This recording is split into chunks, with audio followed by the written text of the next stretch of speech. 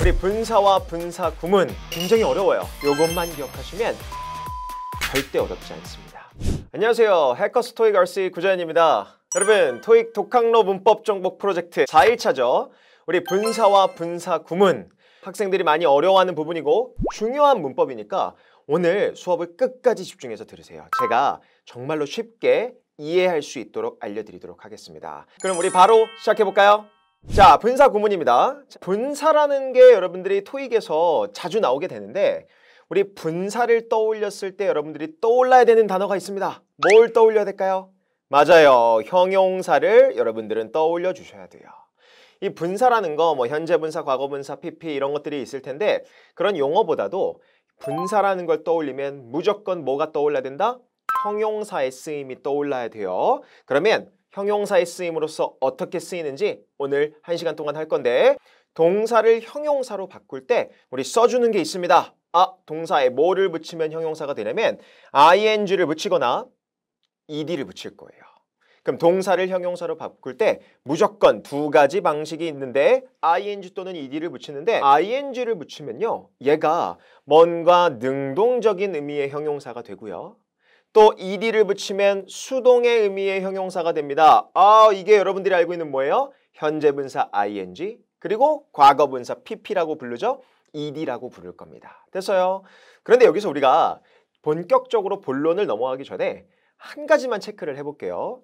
여러분들 혹시 능동이라고 하면요. 뭐뭐 하는 이라는 뜻이 떠올리지 않나요? 또 수동이라고 하면 뭐뭐 되는 이라는 뜻이 떠올리지 않나요? 저도 그래요. 그럼 선생님 뭐뭐 하느니면 능동, 뭐뭐 되느니면 수동 아닌가요? 자, 이게 틀린 건 아닌데 이렇게만 알고 있으면 틀립니다. 그러면 뭐뭐 하느니면 능동, 뭐뭐 되느니면 수동, 한국어로 이게 능동이고 이게 수동이다라고만 알고 있으면 영어에서는 틀릴 수가 있다는 거예요. 그렇다는 건 한국어를 가지고 영어의 능동, 수동을 구분할 수 있다 없다? 절대로 없습니다. 물론 맞아떨어지는 부분들도 있겠지만 한국어로 하는 되는 이라는 의미로만 영어의 능동, 수동 구분할 수 없어요. 왜? 저랑 수동태도 배웠잖아요. 우리 한국어에는 수동태가 발달했어요, 안 했어요? 안 했죠. 근데 여러분 영어에서 ed를 쓰기 위해서 우리나라 말로 되는 이라고 해석되는 게 어울리면 ed를 쓸까요? 그게 아니라는 거예요. 그래서 우리는 오늘 ing, ed 능동, 수동이라는 거에 이 원리를 이해할 거예요. 그리고 원어민들은 과연 이걸 어떻게 쓰는지를 지금부터 능동, 수동을 제대로 배워보도록 하겠습니다. 자, 그럼 넘어가서 그럼 영어에서 우리 능동의 ing라고 하는 건요. 동사의 ing, ed를 붙이잖아요. 그러면 원래의 동사의 뜻이 있을 거예요. ing를 동사에 붙이면 원래의 동사의 뜻이 변경되지 않아요. 그러면 뜻의 변화는 일어나지 않는다는 거예요. 그런데 뭐만 바뀐다? 품사만 형용사로 변경되는 걸 우린 능동이라고 부를 거예요. 그러면 원어민들은 원래 있는 동사의 뜻을 그대로 보존하면서 그러면서 형용사로 바꿔주는 걸 ing라고 부르는구나. 그런데 ed는요. 우리가 알고 있는 pp죠. 수동이라는 의미는 원래 동사의 뜻이 있겠죠. 그런데 그 동사의 ed 형태를 만들잖아요. 얘가 뜻이 변경됩니다. 어떻게 변경될까요? 역으로 뒤집히게 돼요. 그러면서 품사를 뭘로 바꾼다? 형용사로 바꾸는 걸 우리는 수동의 ed라고 부를 겁니다. 그러면 ing를 붙일 때, ed를 붙일 때 뭐뭐 하는 되는 이걸로만 구분하시면 안 돼요. 그럼 예시를 하나 보여드릴게요. 우리 대표적인 동사 satisfy라는 만족시키다라는 동사가 있습니다. 여러분 우리 만족시키다 이 satisfy라는 원래 뜻을 잘 알아야 되는데 만족하다가 아니에요. 누군가를 만족시키다라는 뜻으로 쓰이는 게 이 satisfy의 원래 뜻이에요. 그러면 거기에 ing를 붙였네요. satisfying이라고 썼죠? ing를 붙이면 하는은 떠올리지 마세요. 동사 원래의 뜻을 변경하지 않고 어떻게 형용사로 변경한다? 그대로 형용사로 변경한다. 그러면 만족을 시켜준다라는 뉘앙스는 그대로 가져가는 거예요. 그런데 ing를 붙여서 어떻게? 형용사의 품사로 바꿔버리게 되는 거예요. 그럼 굳이 한국말로 이걸 번역하면 어떻게 될까요? 만족을 시켜주는 또는 우리나라 말로 깔끔하게 의역해서 만족스러운이라고 주로 해석하게 된다는 거예요. 그런데 ed를 붙이게 되면 어떻게 되죠? 자, satisfy에 ed를 붙였네요. ed 형태를 붙이는 순간 동사의 원래 만족을 시켜준다라는 뜻을 역으로 뒤집는다 그랬죠? 여러분, 제가 여러분들을 만족시킨다. 이거의 반대말이 뭐죠? 내가 만족하는 거죠. 그렇죠? 만족하다를 이제 형용사로 바꿀 겁니다. 그럼 굳이 한국말로 번역하면 뭐다? 만족한이란 뜻이 되는 거죠. 여러분, 뭐뭐 하는인데도 불구하고 영어에서 능동을 써요? 수동을 써요? 그렇죠. 수동을 쓰게 되죠. 이것 때문에 한국말만 가지고 구분하시면 안 돼요. 한국어로 하는 되는 이걸 가지고 영어의 능동 수동을 구분하려고 하면 맞는 부분도 있겠지만 무조건 헷갈리는 부분이 생기기 때문에 우리는 능동 수동의 본질을 이해하고 있어야 됩니다. 딴 거 없습니다. 동사에 ing 붙인다? 뜻이 변경된다, 안 변경된다? 변경되지 않은 채로 그대로 형용사로 바뀌고요. ed를 붙이면 뜻이 역으로 뒤집히면서 형용사로 바꿔주는 걸 ing, ed의 원리, 원칙이라고 생각하시면 됩니다. 됐어요? 그러면 어떤 동사를 넣어도 이렇게 ing, ed만 넣어서 한국말로 굳이 번역하려고 하지 마시고 이 동사의 뜻이 그대로 가겠구나. 이 동사의 뜻이 바뀌어서 형용사로 바뀌겠구나. 이것만 기억하시면 우리 오늘 ing, ed 구별하는 거 절대 어렵지 않습니다. 자, 그러면 능동 수동에 대해서 원리를 배워봤고 그럼 얘네들을 토익 시험에서 어떻게 나오냐면 ing 형용사를 쓸래? ed 형용사를 쓸래? 그렇죠. 능동 수동 구분하는 문제가 나옵니다. 그럼 지금부터 능동 수동 구분하는 법을 보여드리도록 할게요. 갑시다. 형용사의 역할을 하다 보니까 누구를 수식해준다? 맞아요. 명사를 수식해주는 역할을 할 겁니다. 그런데 명사를 수식할 때 일단 첫 번째 앞에서 수식을 하기도 하고요. 두 번째, 뒤에서 수식을 하기도 할 거예요. 여러분, 우리 앞에서 꾸밀 때가 사실 조금 더 어렵거든요. 우리는 어려운 거부터 가겠습니다. 그러면 어려운 거, 명사 앞에서 꾸밀 때 어떻게 꾸미는지 예시 문장 한번 볼게요. 자, 우리 빈칸이 있고요. 앞에 더라는 관사가 있죠. 그리고 빈칸 뒤에 addition이라는 명사가 있네요. 뭐 판, 우리 호 이런 뜻이 있어요. 그런데 그러면 가운데 관사와 빈칸이 있고 명사가 있다? 그럼 이 자리는 무슨 자리일까요? 여러분들도 아시다시피 형용사 수식어 자리예요. 그러면 뒤에 있는 addition이라는 명사를 꾸며주게 될 텐데 그 자리에 선택 문제가 나왔네요. ing 형용사와 ed 형태의 형용사가 나왔어요. 그럼 이거 결국 뭘 물어보는 거예요? 능동의 형용사로 꾸밀래? 수동의 형용사로 꾸밀래? 물어보는 게 되겠죠. 그렇죠? revising으로 꾸밀래? revised로 꾸밀래? 이렇게 선택 문제가 나오는 겁니다. 그런데 이거를요. 한국말로 해석해서 풀려고 하면 힘들어요. 왜인지 보여드릴까요? 잘 보세요. revise는 개정하다라는 뜻이죠. 그러면 선생님, revising edition, 개정한 책? 가능하지 않나? 또 revised edition, 개정된 책? 선생님, 개정한 책, 개정된 책? 한국어로는 두 가지가 다 맞는 것처럼 들리죠? 왜 한국어로는 개정한 책, 개정된 책 다 맞는 것처럼 들릴 수밖에 없을까요? 우리나라 말은 능동, 수동을 막 구분해야 하네요? 안 하죠. 그러다 보니까 개정한 책, 개정된 책이라고 쓰든 그냥 맞는 것처럼 들리고 문법적으로 문제가 없는 것처럼 보이게 되는 거예요. 그러니까 한국말에 하는 되는 의미로만 영어의 능동, 수동을 구분하려고 하시면 안 돼요. 아시겠죠? 그러면 구분하는 기준이 있을 거예요. 영어라는 언어에서는 구분을 하고 우리나라 말에서는 구분을 하지 않는 건데 영어에서 구분하는 기준을 이해하고 있어야 돼요. 그러기 위해서 제가 준비한 게 있습니다. 저만의 스킬입니다. 자, active, 능동이죠. passive, 수동이에요. 그거에 대한 솔루션을 드린다고 해서 제가 이름 붙여봤어요. AS 3단계. 여러분 이제부터 AS 3단계를 제가 보여드리도록 할게요. 그러면 제가 수업 시간에 AS 3단계 씁시다 이러면 뭐예요? ing, ed, 능동, 수동 구분하는 문제라고 생각하시면 돼요. 자, 가장 먼저 해야 될 일이 있습니다. 첫 번째, 스텝 1, 주체가 되는 명사를 찾아주셔야 돼요. 그게 뭐냐면 여러분 지금 revising, revised 이 빈칸이 꾸미려고 하는 명사가 있을 거예요. 그게 뭐예요? addition이란 명사죠. 그럼 먼저 뭐부터 찾아야 된다? 주체가 되는 명사, 즉 꾸며주는 명사를 일단은 찾아주셔야 돼요. 여기서 뭘까요? addition이 되겠죠. 이걸 먼저 찾고요. 스텝 2, 2단계. 이 동사의 특성을 먼저 파악해야 됩니다. 무슨 말이냐면 우리 revising, revised로 바뀌기 전에 revise라는 이 동사가 어떤 뜻이고 그리고 어떤 동사의 특성, 자동사, 타동사가 있겠죠. 어떤 특성인지 먼저 파악하셔야 돼요. 참고로 원래 이 동사의 뜻을 모르면 이 문제 풀 수 없습니다. 아시겠죠? 그럼 revise, 우리 어떻게 쓰이죠? 타동사로서 쓰이면서 뭐뭐를 개정하다, 수정하다라는 뜻이에요. 그러면 2단계까지 뜻까지 파악이 됐죠? 마지막 3단계 스텝 3가 별표입니다. 여러분, 우리 영어라는 언어는 주체가 되는 명사 입장에서 반드시 능동과 수동을 구분을 시켜줘야 되는 언어예요. 그러다 보니까 addition이라는 이 주체가 되는 명사를 주어 자리에 넣어보고요. 그리고 revise라는 동사를 동사 자리로 넣어봤을 때 이 문맥상의 관계를 보는 거예요. 그러면 addition이 주어죠. 책이라고 할게요. 책이 동사 revise, 뭐뭐를 개정한다. 자, 질문 드릴게요. 지금 문맥상 책이 뭔가를 개정한다는 게 말이 돼야 한대요?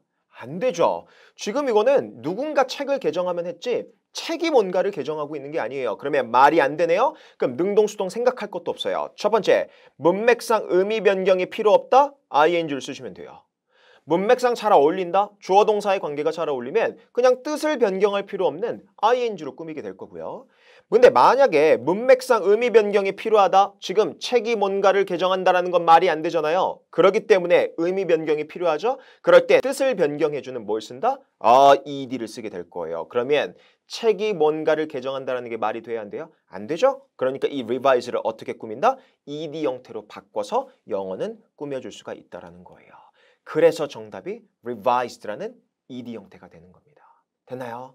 근데 정말 웃긴 건 뭔지 아세요? 자, 이거를 번역하시는 분들한테 번역을 맡기잖아요. The revised edition of novel이라고 할게요. 소설책인데 개정판이란 뜻이죠. 그럼 이거를 개정한 책이라고 그냥 의역하기도 합니다. 선생님, revised ed 형태면 개정된이라고 해석해야 되지 않나요? 자, 우리나라 말에선 개정한이라고 하든 개정된이라고 하든 상관 있다 없다? 없으니까 오히려 능동적인 표현이 어울리는 한국어에선 그냥 revised edition을 개정한 책이라고 그냥 번역하기도 한다는 거예요. 즉, 원리를 기억하세요.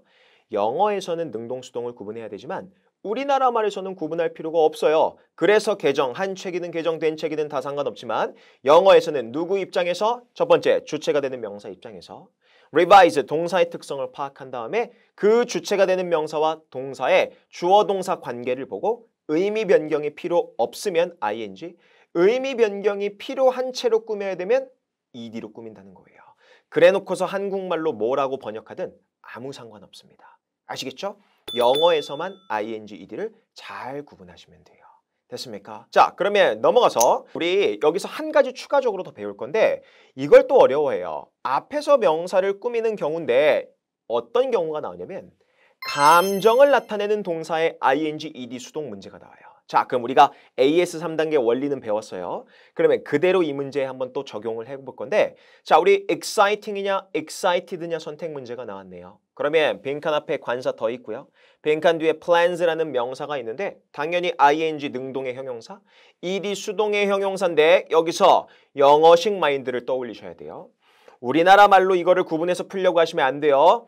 신나게 하는 계획? 신이 난 계획? 둘 다 되는 거 아닌가? 이러고 있으면 안 된다는 거예요. 그러면 Active Passive Solution AS 3단계 갑시다. 첫 번째 뭐부터 먼저 찾아라? 주체가 되는 명사부터 찾는 거예요. 주체가 되는 명사가 뭔가요? 여기서 plans라는 계획이라는 명사죠. 그러면 요 명사를 꾸미려고 하고 있고요. 두 번째, 동사의 특성과 의미를 파악을 할 건데 자, 질문 드릴게요. ing, ed가 붙기 전에 이 excite라는 동사의 특성은요.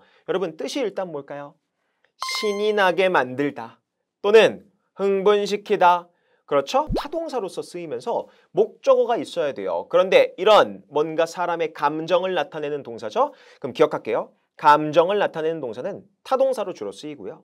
그리고 뜻이 주로 어떻게 된다? 뒤에 나오는 목적어를 어떻게 만드는 형태로 의미가 해석이 될 거예요. 이걸 기억하셔야 돼요. excite를 보고 신이 나다라고 해석하지 않습니다. 누군가를 신이 나게 만들다 이런 뜻을 가진 게 감정동사의 특성이에요. 그러다 보니까 이게 영어식으로 우리 쓰게 되면 조금 한국말로 이해하기 힘든데 우리는 AS 3단계만 쓰시면 돼요. 그러면 우리 주체가 되는 명사 입장에서 주어 그리고 excite를 동사로 넣어보라 그랬죠? 그런데 감정동사를 넣을 때는 이런 식으로 원리가 적용됩니다. 첫 번째, 주체가 되는 명사 plan이 주어로 들어갔을 거예요. 그럼 계획이 excite라는 동사를 넣을 건데 만약에 주체가 되는 명사가 감정의 원인이다? ing로 꾸밀 겁니다. 근데 주체가 되는 명사가 그 감정을 느끼고 있는 상황이면 ed를 쓰시면 돼요. 그럼 질문, plan이라는 주체가 감정을 느낄 수 있어요? 아니죠. plan, 계획이라는 거는 지금 뭐예요? 이 계획을 통해서 사람들이 감정을 느끼면 느꼈지 계획이라는 건 그 감정을 주는 뭐가 된다? 원인이 되죠. 그러니까 ing로 꾸미는 겁니다. 그래서 정답이 exciting plans라고 되는 거예요. 그래 놓고서 한국말로 뭐라고 여러분들 바꾸고 싶은 대로 바꾸면 아무 상관없어요. 단 한국어로 풀려고 하면 절대 풀기 힘들어요. 헷갈리기만 하고. 그럼 제가 지금부터 문제 풀 때 AS 3단계를 썼지 한국어 해석 이게 더 어울리죠 라고 안 했죠. 반드시 주체가 되는 명사 입장에서 동사를 적용해 보는데 감정 동사일 때는 그 감정이 원인인지 느끼고 있는 상태인지만 파악하시고 원인이면 ing로 꾸미고 그리고 감정을 느끼고 있는 상태면 ed를 쓰면 된다는 거예요. 됐습니까? 그러면 해석해 볼까요? The exciting plans. 그럼 뭐예요? 신이 나게 해주는 그런 계획. 우리나라 말로 좀 어색하죠. 그래서 우리가 얘를 뭐라고 해석하죠? 뭐 흥미로운 계획 이렇게 여러분 한국말로 의역을 하겠죠. 됐나요? 그러면 다가오는 어떤 이벤트에 대한 이런 흥미로운 신이 나는 어떤 그런 계획이 약속해준대요. 모두에게 굉장히 즐거운 경험을 선사해 줄 거라고 약속해 주고 있다. 그렇게 해석하시면 되겠죠. 여러분 이 계획을 하는 사람들은 신이 나겠죠. 근데 계획 입장에서는 어떻게 보면은 사람들을 신이 나게 만들어주고 있는 거니까 감정의 원인이 되니까 ing로 꾸미게 된다. 이렇게 감정동사 ing, ed 꾸미는 것도 기억하고 계셔야 됩니다. 됐어요? 그러면 앞에서 꾸밀 때 헷갈릴 수 있어요. 분명히 정리하시고요. 모르는 게 있으면 무조건 댓글 달아주세요. 제가 답변 드리겠습니다. 아시겠죠? 오케이. 자, 그럼 넘어가서 이번에는요. 명사 뒤에서 수식하는 걸 좀 보도록 할게요. 자, 명사 뒤에서. 자, 그러면 명사 앞에서 꾸미는 게 훨씬 어렵다라고 했죠. 근데 명사 뒤에서 꾸밀 땐 명사 앞에서 꾸밀 때보다 훨씬 쉬워요. 왜 그런 줄 아세요? 힌트가 늘어납니다. 어떤 힌트? 동사의 특성을 가지게 될 거예요. 동사의 특성을 가진다. 자, 오늘 이 말이 되게 중요해요. 그러면 밑으로 한번 가서 예시 문장을 한번 볼까요? 갑시다. 빈칸 앞을 보니까 customers. 명사가 맨 앞에 나오면 뭐일 가능성이 높죠? 주어일 가능성이 높아요. 그러면 동사를 찾아볼까요? 자, 여기서 동사가 뭘까요? 선생님, orders 아닌가요? 아니죠. 왜 아닐까요? 여기서 명사로 쓰였겠죠. 만약에 동사면 customers, 복수주어인데 말이 안 되죠. s가 붙은 건. 그러면 뭐예요? 이게 동사가 아니라 동사는 뒤에 있겠죠. 어디 있어요? will receive라는 동사가 뒤에 있네요. 그러면 기억할게요. 문장 구조 중에 하나예요. 토익에서 좋아하는 문장 구조. 주어와 동사 사이에 이런 뭔가 길다란 덩어리가 들어가 있다? 무조건이에요. 앞에 있는 뭘 꾸며주는? 주어를 꾸며주는 수식어 형용사 덩어리입니다.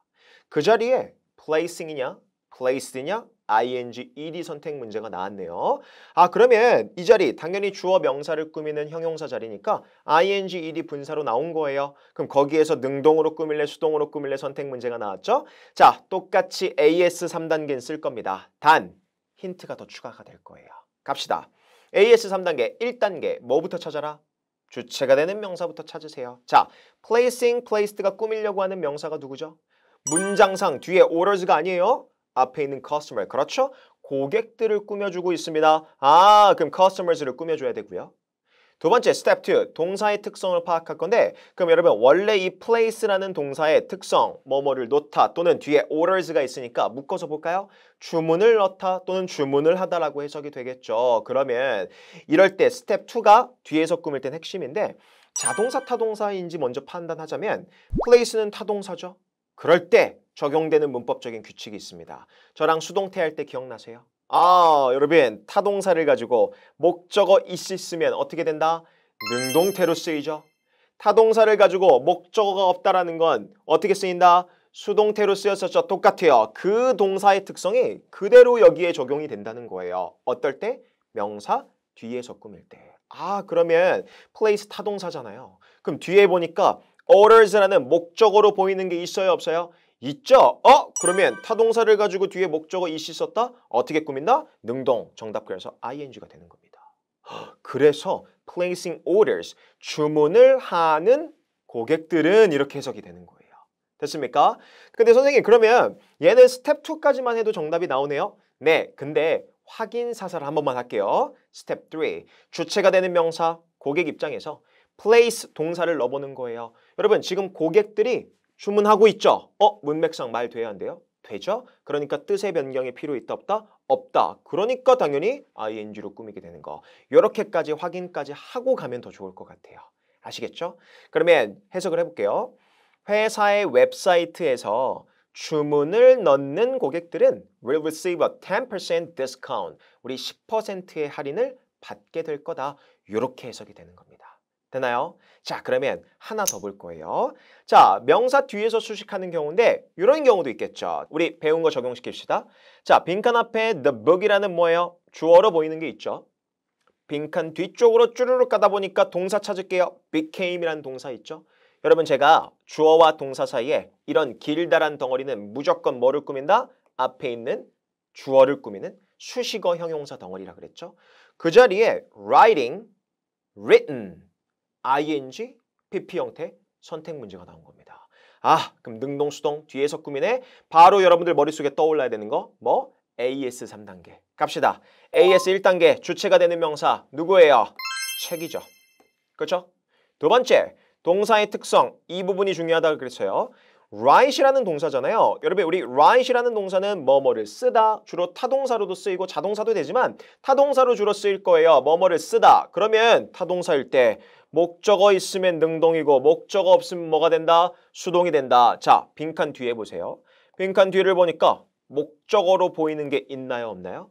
없죠. 타동사인데 뒤에 목적어 없이 썼다? 그럼 이거 어떻게 쓰고 있는 거예요? 그렇죠. 수동으로 쓰고 있는 거죠. 정답 뭐예요? written 이렇게 꾸미게 되겠죠. 됐나요? 자, 근데 한 번만 확인해 볼게요. 자, 주체가 되는 명사 책을 주어 자리에 넣고요.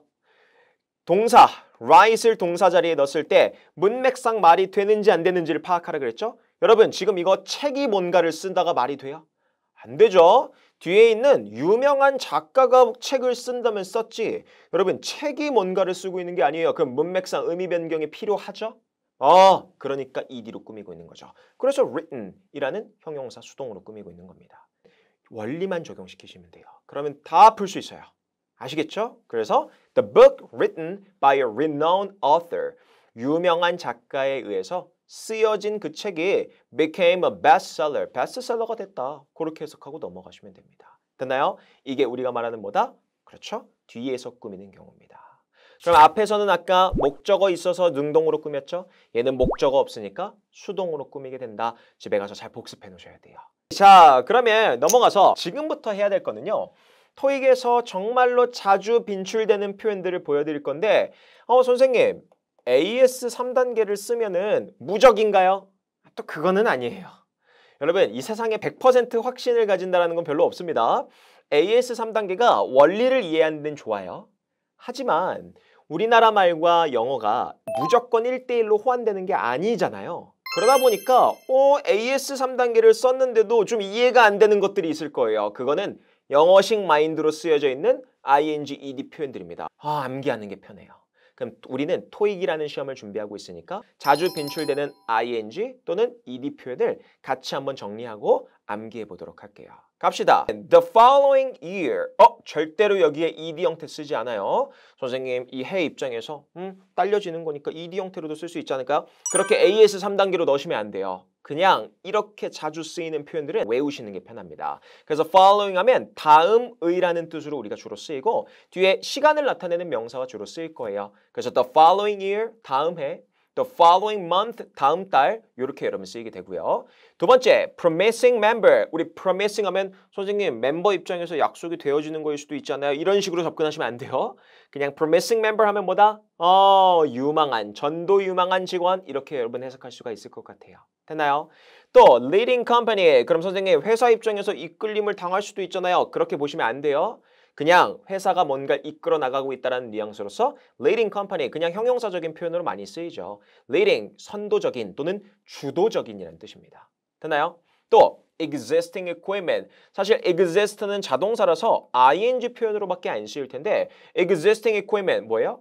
원래 남아있는 장비, 기존 장비라는 뜻으로 쓰이고 existing, 기존의라는 뜻으로서 토익에서 많이 표현으로 나오게 될 겁니다. 그러면 밑에 한 문제 넣어놨는데 자 이런 거 보기가 나오면 leading, led, 우리 AS 3단계 브랜드 입장에서 lead 이끌고 있는 건지 이게 말이 되나 안 되나 그걸 판단하고 계시면 안 돼요. 물론 그렇게 풀리기도 하겠지만 이걸 보자마자 우리는 선도적인 브랜드 하고 넘어가셔야 돼요. 왜?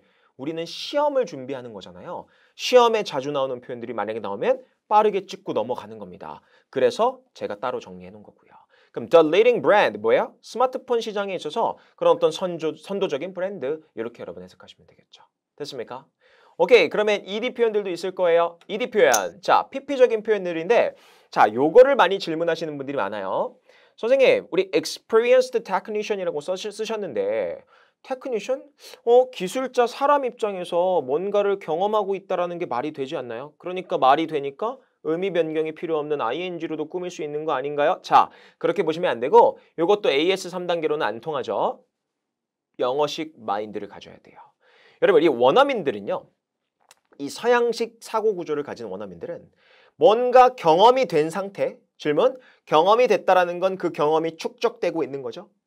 그래서 experience를 경험이 되어진이 아니라 경험이 많은이라고 해석이 됩니다. 그래서 experienced technician, 경험이 많은 기술자 또는 뒤에 engineer, 어쨌든 사람을 지칭하는 명사가 나와서 경험이 많은이란 뜻으로 쓰이고 주로 어떻게 쓰인다? ED 형태로 쓰인다는 거. 요거는 외우는 게 빨라요. 아시겠죠? 그런데 외우지 않고도 제가 이해시켜 드렸죠. 경험이 쌓여 있다라는 건 그렇죠. 경험이 많아졌다라는 뜻이고 경험이 많은이란 형용사의 표현으로서 자주 쓰이는 것들이니까 미리 공부해 주시면 좋을 것 같습니다. 두 번째, distinguished가 있는데 여러분 우리 ED 붙기 전에 그냥 distinguish는 뜻이 뭔지 아세요? 구별하다라는 뜻이거든요. 자, 이게 또 신기해요. 그럼 선생님, distinguished 구별되어진 후보자, 지원자 이거 아닌가요? 구별됐다라는 뜻으로 써야 되지 않나요? 물론 그런 뜻으로 쓰이는 경우도 있겠지만 주로 이렇게 쓰인다는 건 생각하세요. 우리 서양식 마인드에서는 남들과 구별되어지는 걸 굉장히 좋은 쪽으로 바라봅니다. 그럼 뭐예요? 남들과 구별되어져 있다는 건 그렇죠. 그만큼 뛰어나기 때문에 구별되어져 있는 거예요. 그래서 distinguished 뭐예요? 뛰어난이란 뜻으로 해석이 될 겁니다. 약간 우리나라 마인드랑 좀 다른데 우리나라 사람들은 뭔가 집단이 있는데 거기서 하나가 튀어나와 있으면 좀 이상한 시각으로 좀 바라보는 경향도 있잖아요. 그런데 서양은 좀 반대예요. 하나가 툭 튀어나와 있다는 건 그만큼 유별나고 뛰어나니까 그런 거예요. 그래서 뛰어난이란 뜻 동의어 뭐가 있죠? outstanding이 있죠. 혼자 우뚝 서 있는 거예요. 그래서 뛰어난이란 뜻으로 해석이 됩니다. 됐나요? 자, 그러면 세 번째, preferred vendor. 우리 ED 형태로 주로 쓰일 거예요. 선호되어지는 판매자. 또 written permission, 우리 written 아까 했죠? 우리 뭐야? 쓰여져 있는 허가 뭐예요? 서면으로 된 허가증이겠죠. 그렇게 쓰이고요. 또 revised report, 개정된 보고서 또는 아까 revised edition, 개정판 이런 것들 뭔가 책 같은 게 개정되어 있으면 revised ED 형태로 많이 나오고요. damaged merchandise, 상품이 어떻게 돼 있는 거예요? 손상되어 있는 거죠. 근데 얘는 AS 3단계도 되네요. 상품 입장에서 뭔가를 손상시키고 있는 게 아니니까 뜻이 바뀌어야 되니까 ED로 꾸미게 되는 거죠. 됐습니까? 그래서 이런 빈출 표현들은 눈으로 익혀두시고 물론 이거보다 많지만 더 많은 것들은 이걸 먼저 외우고 그 위로 쌓아 나가시면 되고요. 밑에 한 문제 볼게요. 자, 빈칸 앞에 더가 있네요. 빈칸 뒤에 professor, 주어, 우리 명사가 있어요. 근데 distinguished, 이거 보자마자 찍어야 돼요. 왜? 유명한 또는 뛰어난 교수님이 저 상을 받았다. 그의 연구에 대해서 이렇게 해석하고 넘어가시면 됩니다. 빈출, ED 표현까지 정리하도록 하겠습니다. 됐나요? 그럼 이번에는 우리 분사구문이라는 걸 가보도록 하겠습니다. 우리 분사구문 같은 경우에 선생님 분사구문 막 공식처럼 있던데 맞아요. 있긴 있는데 왜 바뀌는지 이해시켜 드릴게요. 그냥 뭐 부사절에 주어 지우고 공식처럼 달달 외우기 전에 제가 이 자리에서 이해시켜 드릴게요. 원어민들이 도대체 이걸 왜 바꿔서 쓰는지. 여러분 제가 수업 시간에 항상 하는 말인데 문법을요. 자꾸 뭔가 공식화시켜서 외우려고 하시면 안 돼요. 특히 기초인문 단계에서는. 우리 물론 높은 반 가면요. 우리 당연히 높은 레벨은 스킬을 정리하는 과정이기 때문에 저도 그렇게 수업을 하겠지만 근데 우리 낮은 단계, 우리 기초인문 단계에서는요. 이해를 먼저 해주셨으면 좋겠어요. 그럼 생각해보세요. 원어민들이 야 한국에서 토익 시험을 본대. 그러면 우리가 분사구문이라는 걸 한번 만들어봐서 이렇게 말을 써보자. 왜냐면 시험 문제로 내기 좋으니까 이렇게 쓰진 않을 거 아니에요. 그렇죠? 그럼 먼저 이해를 하셔야 돼요. 도대체 원어민들이 이 문장을 왜 이렇게 줄여서 쓰는지 지금부터 분사 구문을 갈 건데 쉬워요. 분사를 통해서 문장을 만들면 분사 구문입니다. 자, 그러면 밑에 한 문장 보겠습니다. While he edited the essay. 그가 에세이를 수정하는 동안에 he noticed some errors. 몇 가지 오타를 알아챘습니다. 라는 문장이에요. 그러면 여기서 우리가 용어 공부 하나만 할게요. 여러분, 우리 while이라는 접속사가 나와 있죠? 우리 접속사의 특징은 뭐죠? 문장과 문장을 연결시켜주는 역할을 합니다. 그래서 우리 문장과 문장을 묶어주고 연결시켜주는데 우리 while부터 여기 쉼표까지가 하나의 덩어리죠. 그리고 뒤에 있는 덩어리 그가 오타를 알아챘다. 질문. 그가 오타를 알아챘다. 하나의 독립적인 완벽한 문장이죠. 하나의 독립적인 완벽한 문장을 우린 뭐라고 부른다? 주절이라고 부를 겁니다. 그러면 얘가 이미 완벽하기 때문에 그가 에세이를 수정하는 동안에 이런 말은 필요 있어요? 없어요? 없죠? 없어도 된다라고 해서 우리는 얘를 부사절이라고 부르기도 해요. 자, 그럼 용어 정리가 끝났으면 다시 분사 구문으로 돌아올게요. 자, 영어가 극도록 싫어하는 게 한 가지가 있어요. 우리 영어라는 언어는 뭔가 중복되고 반복되는 말은 엄청 싫어합니다. 그러다 보니까 여기서 반복되는 말이 하나 있죠? 뭐가 있죠? he. 그러면 부사절의 주어 he, 주절의 주어 he, 주어가 똑같죠? 중복이 될 때 우리는 하나를 지워줄 겁니다. 그런데 왜 부사절에 있는 걸 지울까요? 이것부터 이해합시다. 왜 하필이면 부사절에 있는 걸 지워야 될까요? 그렇죠.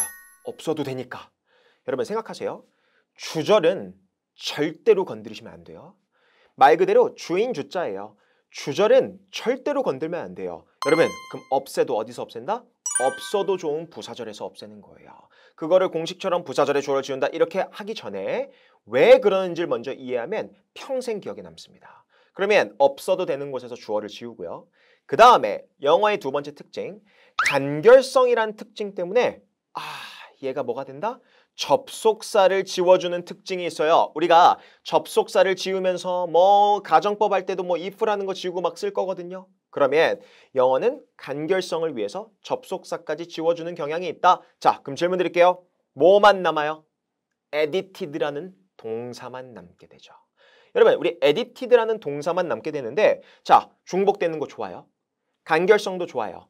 근데 문장이 말은 돼야 될 거 아니에요. 여러분, 이런 문장이 있나요?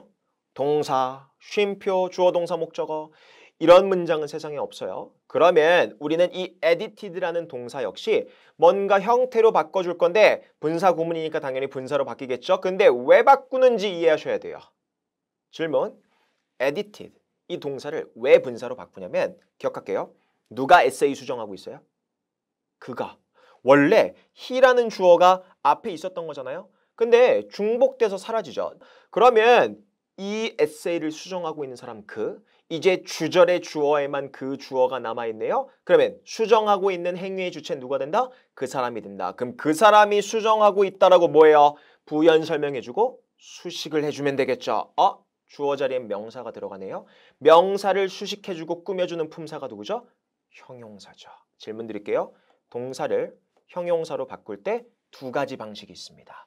뭐와 뭐를 붙인다? ing나 ed를 붙이면 동사가 형용사로 바뀌죠? 그럼 넘어가 볼게요. 그러면 동사를 형용사로 바꾸기 위해서 ing, ed를 붙일 건데 왜 여기서 ing를 붙이고 있을까요? 기억할게요. 여러분, ing, ed는 하는 되는이 아니었어요. ing를 붙이면 뜻의 변화가 없이 그대로 형용사로 바뀌고요. ed를 붙이면 뜻의 변화가 생기죠? 아까 이 문장에서 뜻이 변화하면 돼야 안 돼요? 안 되죠. 형태로만 형용사로 바꾸고 싶은 거잖아요. 그러니까 뜻의 변경이 없는 뭘 붙여주는 거예요? ing를 붙여서 그렇죠. editing이라는 분사의 형태로 만들어버리는 겁니다. 이걸 이해하셔야 돼요. 뜻의 변경이 없는 ing를 그래서 붙이는구나. 그래서 editing the essay, 쉼표, he noticed some errors 이렇게 되는 거예요. 그러면 기억할까요? 분사 구문이라는 이 앞에 덩어리가 나왔는데 분사 구문의 존재 목적은 그럼 결국 뭐가 될까요? 당연히 주절의 주어를 수식하는 형태가 될 겁니다. 분사 구문의 존재 목적은 무조건 뭐다? 주절의 주어를 수식하는 형태가 될 거라는 거. 그래서 이렇게 해석하시면 돼요. 에세이를 수정하고 있는 그가 몇 개의 오타를 발견했습니다. 이렇게 해석하고 넘어가시면 되고요. 하나 더. 분사 구문을 한국말로 의역한 뜻들도 있어요. 뭐라고 해석한다? 뭐뭐 하면서 해서라고 해석하면 한국말로 깔끔하게 되기는 합니다. 뭐라고 해석하든 상관없어요. 우리는 누구를 수식한다는 것만 알고 있으면 돼요. 주절에 주어를 수식한다는 것만 알고 있으면 됩니다. 그러면 에세이 수정하면서 야 걔가 오타 발견했어. 이렇게 해석하고 넘어가면 되겠죠. 이게 분사 구문이 바뀌는 원리가 되는 거예요. 그러면 동사를 형용사로 바꿀 때 ed로 바꾸지 않아요. ing 형태로 바꾸는 이유는 우리는 오늘 분사의 본질에 대해서 이해했죠. 그러니까 의미 변경이 없는 ing를 붙여서 의미는 그대로 가져가면서 품사만 형용사로 바꾼다. 그 정도만 기억하시면 됩니다. 그런데 하나만 더 볼게요. 자, 아까 접속사를 뭐 때문에 생략했죠? 간결성. 그런데 접속사를 생략해주지 않는 경우도 있어요. 그럼 뭘까요? 이거는 글 쓰는 사람 마음이에요. 내가 접속사의 뜻을 넣고 싶다? 그러면 접속사 굳이 생략하지 않습니다. 그러면 되게 문장이 특이한 형태가 되네요. 여러분들 머릿속에 원래 while이라는 접속사는 뒤에 주어 동사가 나오게 될 텐데 갑자기 editing the essay가 나왔죠? 이걸 보자마자 여러분들 뭘 떠올린다? 아, 주어 생략하고 동사를 ing로 바꾸고 접속사를 생략하지 않은 형태로 분사구문 만들었구나 라고 생각하고 그냥 넘어가시면 되는 겁니다. 그럼 이 접속사의 뜻 넣어서 해석해 볼까요? 동안에 그럼 에세이를 수정하는 동안에 그는 오타를 발견했다. 그렇게 해석하고 넘어가면 되겠죠. 결국 에세이 수정하는 거 누구예요? 그 사람이죠. 결국은 주절의 주어를 계속해서 꾸미고 있는 상태가 되는 겁니다. 오케이, 이게 분사구문입니다. 근데 여기서 질문이 있을 거예요. 선생님, 그럼 분사구문은 무조건 ing 형태로만 바꿔서 쓴다라고 했잖아요. 근데 선생님 저는 ed, pp 형태의 분사구문도 본 적이 있는 것 같은데요? 네, 맞아요. 있어요. ing만 붙인다면서요. 그것도 맞아요. 그럼 뭐예요? ed 분사구문은 어떻게 만들어지나요? 지금부터 보여드릴게요. 그럼 ed로 시작되는 분사구문이 어떻게 만들어지는지 다음 장에서 보겠습니다. 갑시다. 이런 문장이 있어요. As the company newsletter, 회사 소식지가 is delivered once a week. 일주일에 한 번 배달이 되기 때문에 the company newsletter, 그 회사 소식지는 is always up to date. 항상 보다 최신 상태다. 질문, 주절의 주어와 부사절의 주어가 중복되네요. 자, 중복과 간결성 때문에 우리는 뭐와 뭐를 지워준다? 부사절의 주어와 그리고 접속사를 지워줄 겁니다. 됐어요? 그럼 또 뭐만 남아요? 또 is라는 동사만 남죠. 아, 여러분, 동사, 주어, 동사 이거 말 돼야 안 돼요? 안 되죠. 그래서 우리는 이 is라는 형태를 뭐로 바꿔줄 거다? 주절의 주어를 수식해주기 위해서 왜? 얘가 배달되는 거잖아요. 주절의 주어를 수식하기 위해서 이 비동사 is를 형용사로 바꿀 겁니다. 그런데 뜻의 변경이 있으면 된다 안 된다? 안 되죠. 그러니까 뜻의 변경이 없는 is에 뭘 붙인다? ing를 붙여서 뭘 된다? 우리 being의 형태로 바꿔주게 될 거예요. ing, ed는 동사 원형에 붙으니까 being이 되는 겁니다. 그런데 여기까지 우리가 방금 배웠던 거죠. 그런데 being을 붙이고 나니까 이런 문제가 생기네요. 우리는 여기서부터 여기의 덩어리를 이 주절의 주어를 꾸미는 형용사 덩어리로 바꾸기 위해서 ing를 붙였어요. 그런데 ing를 붙이고 보니까 being도 형용사죠. 그런데 뒤에 있던 delivered도 뭐예요? 얘도 형용사죠. 그러면 굳이 형용사 두 개를 굳이 나란히 쓸 필요 있어요? 없어요? 없죠. 그런데 하나를 그래서 지워줄 건데 둘 중에 하나만 지워야 된다면 무조건 당연히 being을 지워야죠. 왜? being은 아무 의미가 없습니다. 여기서. 아무 의미가 없어요. 그러면 결국 의미의 덩어리를 가지고 있는 이 delivered만 뭐 만든다? 남아버리게 되는 거죠. 그래서 delivered once a week라는 과거분사 구문이 생성되는 거고 결국은 얘가 누굴 꾸며요? 주절의 주어를 꾸미는 건 똑같아요. 일주일에 한 번 배달되어진 그 회사 소식지는 is always up to date. 항상 최신 상태이다라고 해석이 되겠죠. 그럼 기억할게요. 분사 구문을 바꿀 때 ed 형태를 만들어서 바꾸는 경우는 절대 없어요. 무조건 ing만 붙여서 하되 왜 과거분사 구문이 남는다? 아, 앞에 원래 문장이 수동태였던 거예요. 그런데 그 비동사를 being으로 바꾸고 그 being은 의미가 없기 때문에 뭐 시킨다? 생략시키고 뭐만 남아버려요? 과거분사 ed 형태만 남아버린 형태가 되는 거겠죠. 그러면 여러분들 눈에 보이는 모든 pp로 시작되는 이런 분사 구문들은요. 무조건 앞에 뭐가 생략되어 있는 거다? 주로 being 같은 ing 형태가 생략이 되어 있는 형태라고 생각하시면 됩니다. 그래서 ed 형태가 뒤에 주절에 있는 주어를 수식하면서 꾸미게 될 거다. 그 정도만 기억하시면 됩니다. 됐어요? 그래서 일주일에 한 번 배달되어진 그 회사 소식지는 항상 up to date, 최신 상태로 업데이트 되어 있다. 그렇게 해석하고 넘어가면 되는 겁니다. 됐나요? 이게 과거 분사 구문이에요. 그럼 원리는 안 바뀌죠? 원리대로 순서대로 복습해 보시고 그 복습이 되고 이해가 되신 상태에서 반복을 하잖아요. 나도 모르게 암기가 됩니다. 그게 여러분들 실력이 되는 겁니다. 됐어요? 분사구문 요 정도로 정리합시다. 됐나요? 자, 그러면 토익에서 자주 나오는 우리 분사구문에서 ing, ed 선택 문제도 있거든요. 그럼 똑같이 뭐 할까요? AS 3단계 쓸 겁니다. 단, 명사 뒤에서 꾸밀 때처럼 얘도 동사의 특성을 가져요. 자, 만약에 분사구문 문제에서 ing, ed 선택 문제가 나왔다라고 칩시다. Checking, checked라고 해놓고 his messages 하고 쉼표로 끊어져 있죠. 그리고 뒤에 Steve saw라는 주어 동사 주절이 나와 있네요. 자, 그러면 딱 보자마자 ing, ed 형용사죠. 그리고 쉼표 찍혀있고 주어가 나와 있다는 건 당연히 이거 분사구문이고 이 주절의 주어를 수식한다라고 생각하시면 돼요. 그러면 AS 3단계 써볼까요? 1단계 주체가 되는 명사 찾아야죠. 질문.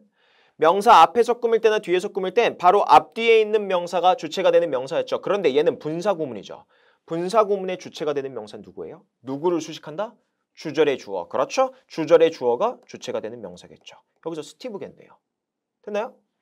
스텝 2, 2단계. 체크의 동사의 특성 파악합시다. check은 뭐다? 뭐뭐를 확인하다. 타동사죠? 근데 분사구문에서 ing, ed는 원래 얘네가 접속사 플러스 문장이었잖아요. 그래서 동사의 특성을 그대로 가지고 와요. 아까 동사의 특성 뭐 있었어요? 타동사라면 목적어 있으면 능동, 목적어 없으면 수동이 되죠. 근데 뒤를 보니까 his messages라는 목적어가 나와 있는 타동사네요. 목적어 있으니까 얘를 어떻게 쓴다? ing 형태로 꾸미겠죠. 정답 뭐예요? checking. 이렇게 꾸미게 되는 겁니다. 됐어요? 그러면 해석해볼까요? 그의 메시지를 확인하면서 스티브는 정 씨가 전화했다라는 것을 발견했다. 그렇게 해석하시면 되겠죠. 누가 메시지 확인해요? 스티브가 확인하죠. 됐습니까? 그래서 ing로 꾸미는 거고요. 그럼 밑에 문제도 빠르게 해볼까요? 자, 주체가 되는 명사 누구예요? Steve. 그리고 분사구문 형용사 ing, ed 선택 문제네요. 질문 드릴게요. 우리 invite라는 동사는 뭐예요? 뭐뭐를 초대하다. 근데 지금 invite라는 동사는 뭐뭐를 초대하다 뒤에 목적어가 나와야 되는데 뒤에 목적어로 보이는 게 지금 있나요? 없나요? 없죠? 타동사를 가지고 목적어 없이 썼다는 건 어떻게 쓴 거예요? 수동으로 쓴 거죠. 정답 뭐예요? invited, ed 형태로 써야죠. 자, 그러면 그 회의에 누가 초대받은 거예요? 스티브가 초대받은 형태가 되는 거겠죠. 그래서 그 회의에 초대를 받은 스티브는 chose not to attend. 초대는 받았지만 참석하지 않았다라고 해석하시면 되겠죠. 됐습니까? 그래서 초대받은 대상이 주절의 주어 스티브가 되는 겁니다. 그래서 이렇게 ing, ed 선택 문제는 명사를 수식하는 자리 또는 분사구문에서도 선택 문제로 나올 수 있으니까 뭐만 활용하면 된다? AS 3단계만 쓰시고요. 주체가 되는 명사를 반드시 찾으신 다음에 동사의 특성 파악해서 체크해 보시면 될 것 같습니다. 되나요? 오케이. 자, 그러면 자주 나오는 빈출 분사구문에 대해서 조금 더 볼 건데 자, 우리의 마지막 개념이에요. 여러분 당연히 분사구문 만드는 원리 배우는 거 오케이. 근데 똑같아요. 자주 토익에서 나오는 것들은 뭐 해놓는다? 미리 복습을 해놓고 공부를 해놓으면 시험장에 나왔을 때 바로바로 문제로 찍을 수 있거나 바로바로 해석할 수가 있겠죠? 자주 나오는 거 보여드릴게요. 갑시다. 우리 once라는 접속사가 있어요. once 뜻이 뭐죠? 일단 뭐뭐 하고 나면. 그런데 이 once는요. 정말 재밌게도 뒤에 ed 형태 분사구문이랑 자주 쓰입니다. 선생님 once ing 안 되나요? 질문. 만들 수는 있겠죠. 어떻게 문장을 막 만들다 보면 만들 수는 있겠지만 여러분 우리가 언어다 보니까 자주 쓰이는 것들이 있고 아예 문법적으로는 가능해도 안 쓰는 것들이 있거든요. 언어의 관점으로 생각을 해주셔야 돼요. once는 주로 ed 형태 분사구문이랑 자주 쓰이는 경향이 있습니다. 그러면 once completed by the project team 여기까지가 분사구문이죠. 접속사를 생략하지 않은 분사구문이구나. 이거 어떻게 해석할까요? 그대로 해석하시면 돼요. 프로젝트 팀에 의해서 완성이 일단 되고 나면 그 프로젝트는 그렇죠. 주주들에게 보여지게 될 거다. 그렇게 해석하시면 되겠죠. 됐어요? 일단 뭐뭐가 되고 나면 요거 분사구문 눈으로 익혀두시고요. 하나 더 우리 두 번째가 있습니다. although 뜻이 뭐죠? 비록 뭐뭐이지만 그러다 보니까 비록 뭐뭐이지만이란 이 접속사도 뒤에 ed 형태의 분사구문이 주로 오는 경우가 있습니다. 선생님 although 뒤에 ing 분사구문은 못 오나요? 못 온다라고 하기엔 좀 그렇지만 안 써요 잘.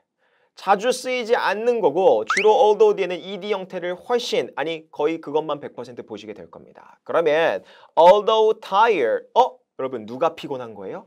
그녀가 피곤한 거죠. 그렇죠. 비록 피곤하지만 그녀는 뭐 했다? 계속해서 일을 해나갔다. 그렇게 해석하는 거겠죠. 됐나요?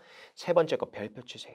와 이거 진짜 모르는 분들이 많은데 considering 그리고 given이라는 분사구문이 있는데 선생님 consider 고려하다 여기다 간주하다 given은 PP 형태로 썼네? 그러면 뭔가 주어지는 건가? 그렇게 해석하지 마시고요. 분사구문에 만약에 considering으로 시작하거나 아니면 given으로 시작하고 있다? 무조건 뭐로 해석해라? 뭐뭐를 고려할 때라고 해석하시면 됩니다. 그래서 considering the current market trends, 현재 시장 경향을 고려할 때 회사가 확장하기로 결정했어. 그렇죠. 고려할 때라고 해석하시면 깔끔하게 될 거예요. 또는 주로 이렇게 나오기도 해요. 우리 given the weather, 날씨를 고려할 때 우리는 피크닉 가기로 결정했어. 날씨가 좋은 거겠죠? 됐나요? 그래서 뭐뭐를 고려할 때 이런 식으로 자주 나오는 분사 구문들은 여러분들이 눈으로 익혀두시고 해석도 해보시고 문장 지금 보면서 멈춘 다음에 해석도 해보고 많이 익혀놓으면 분명히 활용할 수 있는 날이 올 겁니다. 그게 어디서? 시험장에서 올 거예요. 아시겠죠? 오케이. 자, 그러면 우리 분사구문 좀 개념이 좀 길었는데 그럼 이제부터는 실전 문제를 통해서 조금 연습을 해볼게요. 자, Part 5 실전 문제 푸는 시간 드릴 겁니다. 자, 1번 문제 A, B, C, D가 있는데 25초 드릴 테니까 빠르게 한번 풀어보겠습니다. 갑시다. 시작!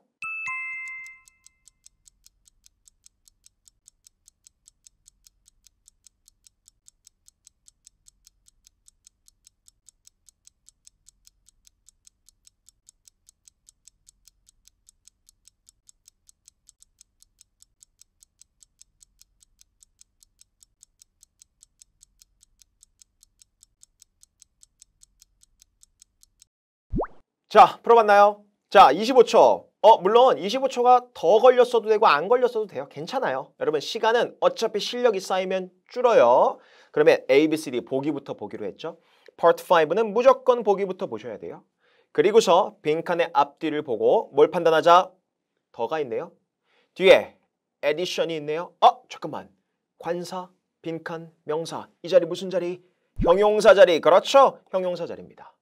그래서 여러분 우리 형용사가 아닌 거 지워볼까요? revise 동사죠. 개정하다, 수정하다. 그리고 revision, 개정, 수정이란 명사 안 되겠죠?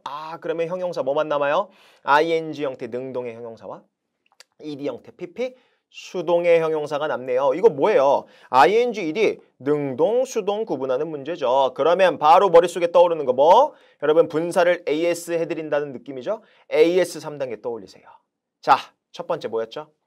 그렇죠. 주체가 되는 명사 찾을게요. 누구를 꾸며요? 뒤에 있는 addition을 꾸미네요. 그럼 명사 앞에서 꾸미는 경우네요. 두 번째, 여러분 동사의 특성 갑시다. revise 뜻이 뭐죠? 타동사이면서 개정하다, 수정하다죠. 그리고 하는 되는 떠올리지 마세요. 3단계까지 갑시다. addition 책이라고 할게요.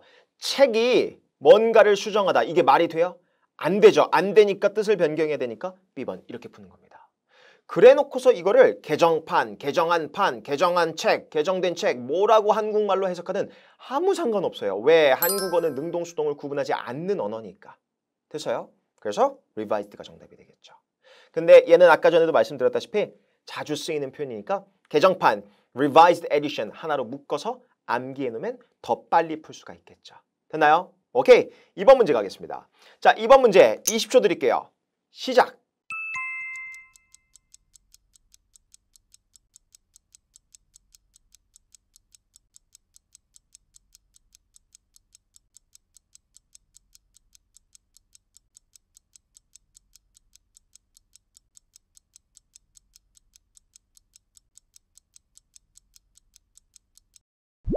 자, 풀어봤나요? 보기부터 보고 문법 문제, 어휘 문제 구분할게요.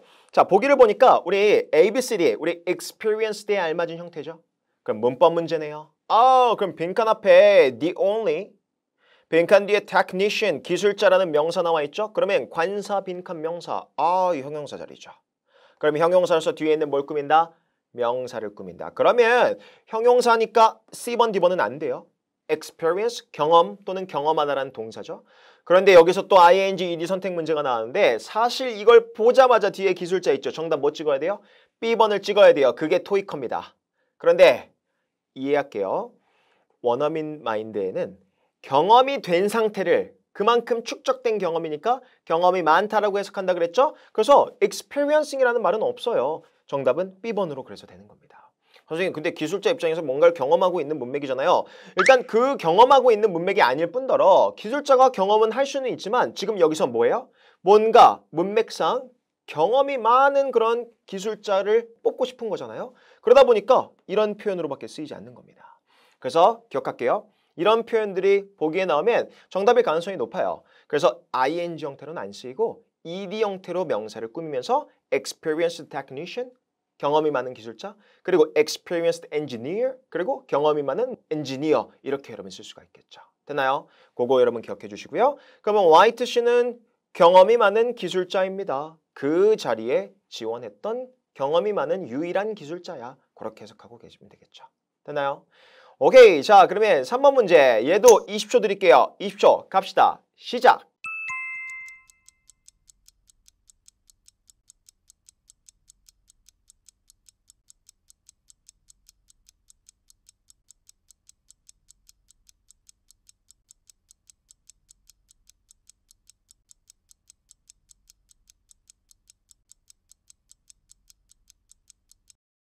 자, 됐나요? 자, 이 문제도 자주 나오는 표현이죠. 갑시다.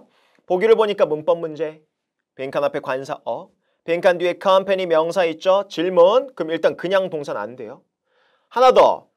여러분, 투부정사를 지난주에 배웠죠? 선생님, 투부정사는 명사를 꾸미는 형용사 역할도 하면은 그럼 이 자리 형용사 자리 아닌가요? 자, 일단 첫 번째, 투부정사가 명사를 꾸밀 땐 무조건 뒤에서만 꾸밉니다. 두 번째, 투부정사가 형용사 역할 자리에 들어갈 수 있다는 거지 형용사는 아니죠. 그렇기 때문에 관사 뒤에 이렇게 쓰일 수는 없습니다. 그럼 뭐예요? B번, C번, ing, ed 선택 문제네요. 그런데 우리 lead의 ing, lead의 pp형 붙인 led를 보자마자 여러분들 머릿속에 떠올라야 되는 게 있어요. leading 뭐예요? 선도적인. 그럼 뒤에 보니까 회사 나와 있죠? 선도적인 회사. 정답 뭐예요? C번. 이렇게 자주 나오는 표현들은 외워서 써서 시간을 더 줄이라는 거예요. 아시겠죠? 그러면 그 산업에서 어떤 선도적인 회사로서 이 XYZ라는 회사가 계속해서 어떤 표준을 설정해 나가고 있다. 그렇게 해석하시면 되겠죠. 됐습니까?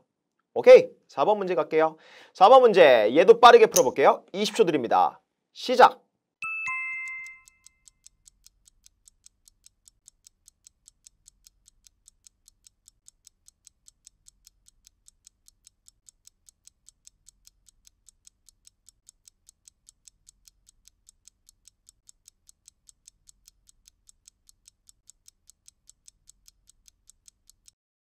자, 풀어봤나요? 4번 문제. 우리 train에 알맞은 형태인데 자, 빈칸 앞뒤를 볼게요. 앞에 접속사가 있죠. 우리 접속사를 보자마자 뒤에 주어 동사가 나오겠구나라는 생각은 당연히 누구나 떠오를 겁니다. 저도 그래요. 그런데 빈칸을 보니까 뒤에 쉼표로 찍어져 있는데 여러분 extensively는 우리 부사잖아요. 그럼 이 자리 잠깐만 하나의 덩어리죠. 그러면 주어 동사가 뭔가 들어갈 틈이 있어요? 없어요? 없죠. 그럼 바로 생각하셔야 돼요. 뭐예요? 아, 주어 생략하고 접속사 남긴 형태에서 동사를 ing로 바꿔서 분사 구문을 쓴 거구나. 그런데 중요한 게 있어요. although라는 이 접속사는요. 주로 어떤 분사 구문이랑 같이 쓰이는 경향이 있다? ed. 그런데 하나만 더 몰랐다 칩시다. 그러면 AS 3단계를 넣으시면 되잖아요. 질문 A, B 동사는 안 돼요. 그러면 ing, ed 형용사 중에 하나인데 자 AS 3단계 첫 번째 분사 구문의 주체가 되는 명사가 누구죠? The team, 주절의 주어죠. 그런데 그 팀 입장에서 누군가를 훈련시키고 있는 게 아닌 것 같아요. 왜? 뒤에 목적어 없잖아요. 동사의 특성을 가지죠. train, 누군가를 훈련시키다. 그러면 뭐예요? 누군가를 훈련시키게 있는 게 아니라 이 팀이 훈련을 받고 있는 거겠죠? 뒤에 타동사인데 목적어 없으면 어떻게 쓰인다? 수동. 정답 D번. 이렇게라도 찍어내셔야 돼요. 근데 시간이 걸리죠? 그런데 although ed꼴은 많이 쓰이는 형태죠? 그래서 외워놓자는 거예요. 그리고 한 번만 해석으로 확인만 하시면 됩니다. 해석을 해서 풀라는 게 아니라 해석으로 확인 사살까지만 하세요. 그럼 extensively 우리 광범위한이라는 뜻이고 광범위하게 어떤 훈련을 받았지만 그 팀은 어려움에 계속해서 직면을 했다. 그렇게 해석하시면 되겠죠. 되나요? 그래서 광범위하게 종합적으로 훈련은 받았지만 그 팀은 어려움을 직면을 했어요. 이렇게 해석하시면 됩니다. 되나요? 자주 쓰이는 빈출 분사구문 기억해 두시고요. 자, 5번 문제. 우리 A, B, C, D 보시고 바로 20초 드릴 테니까 빠르게 풀어볼게요. 시작!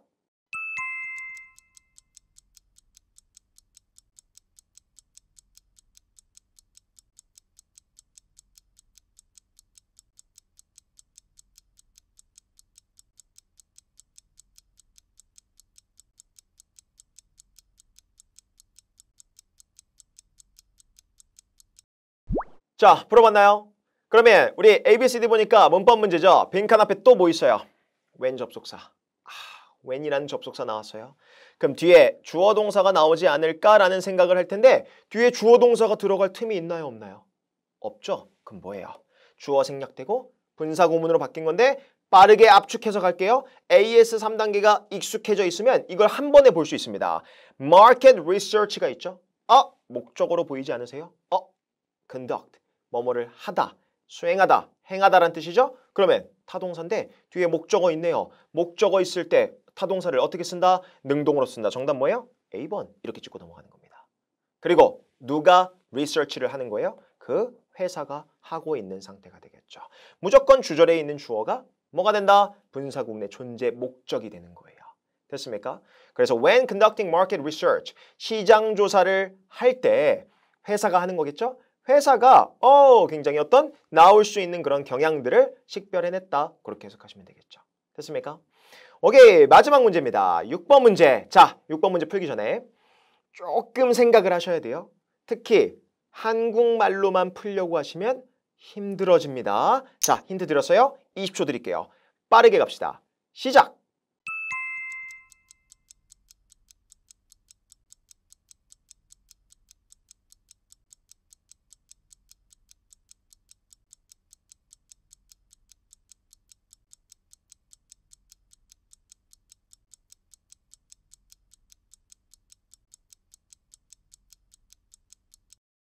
자, 풀어봤나요? 헷갈렸을 수도 있을 것 같아요. 그런데 설명을 드리자면 A, B, C, D, impress에 알맞은 형태네요. 자, impress를 보자마자 여러분들 떠올라야 되는 뜻이 있는데 감정동사예요.